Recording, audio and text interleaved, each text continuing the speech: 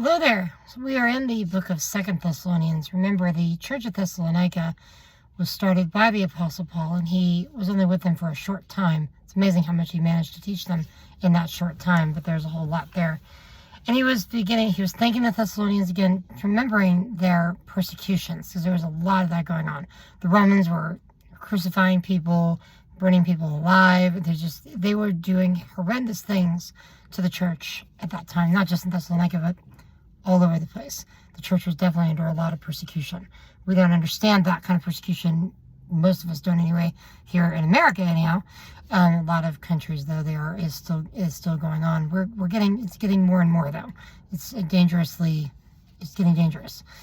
Anyhow, we do need to read the scripture with that in mind and use it as our tool, our guidebook, our signposts to life and how we are to live for Christ, for those of us who are saved and those of us who are following after him, seeking him with all of our hearts. So anyhow, persecution and tribulation of the Thessalonians, God's righteousness on display, the coming day of judgment for the persecuted and the persecutors, and then his prayer for the Thessalonians, his godly character of a persecuted church. That's all chapter 1 is about.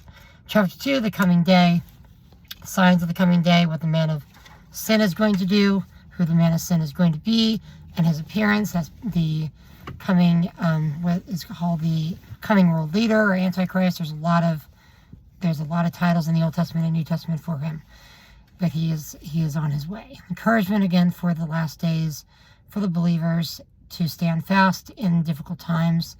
Guidance for the church life in chapter 3. His prayer request, his confidence in the Lord, and his prayer for the church, describing his as an apostle, his calling is as an apostle.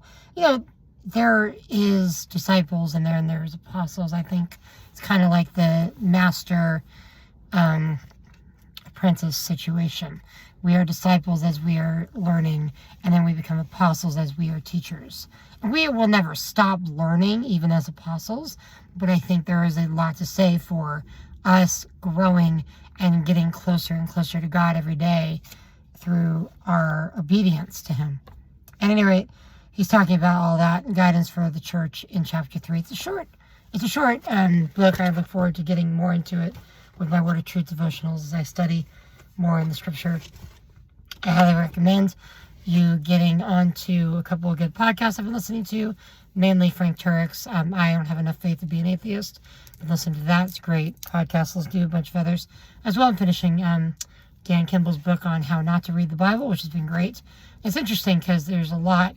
I've grown up reading the Bible. I've grown up since I was a little kid, coloring Bible pictures in Sunday school, just in the Word, studying, reading, talking to God, all these things.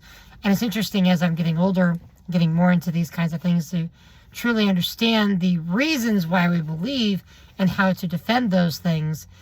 But it makes me look at the Bible with a lot more critical eye. Not criticism, because I wouldn't criticize it, but there's just so much in there that I look at it more from the critical aspect of, as you hadn't approached it before, what is this passage saying?